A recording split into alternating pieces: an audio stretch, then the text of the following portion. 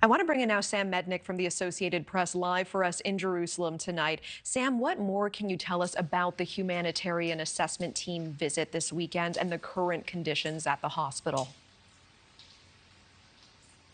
There was a humanitarian team, a United Nations team, went into the Al-Shifa Hospital over the weekend, and they said that it was a scene of death. They said that there was no water, there was no fuel, that people were lying on the floor severely injured. Their injuries were really, really bad. There's about 300 people who have not been able to leave this hospital because they can't move.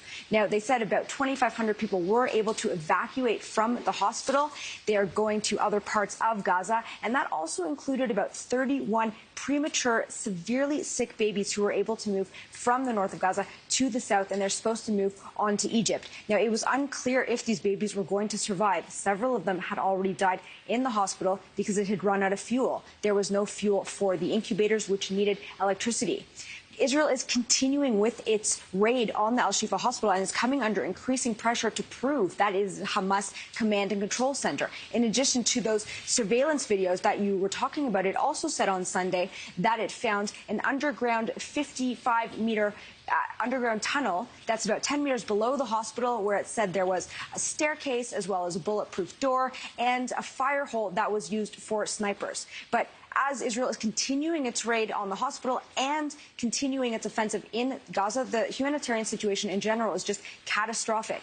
Israel had told people to move from northern Gaza to the south, where it said that there would be safe and there would be safe zones. But now it is opening its offensive in the south, and people there say they have absolutely no idea where they're supposed to go. Hundreds of people are sheltering in cramped buildings. They're sharing one toilet. They're sharing one shower. And as the weather gets colder, it's raining out right now. People whose houses were destroyed in airstrikes, they're sleeping in tents on the muddy ground, and they're concerned it's only going to get worse as the winter comes and as this fighting continues. All right, Sam Mednick with those latest details. Hard to hear, but we appreciate you bringing them to us live from Jerusalem tonight. Thank you. Thank you for watching. Go to newsnationnow.com to find News Nation on your television provider. And don't forget to click the red subscribe button below to get more of News Nation's fact-driven, unbiased coverage.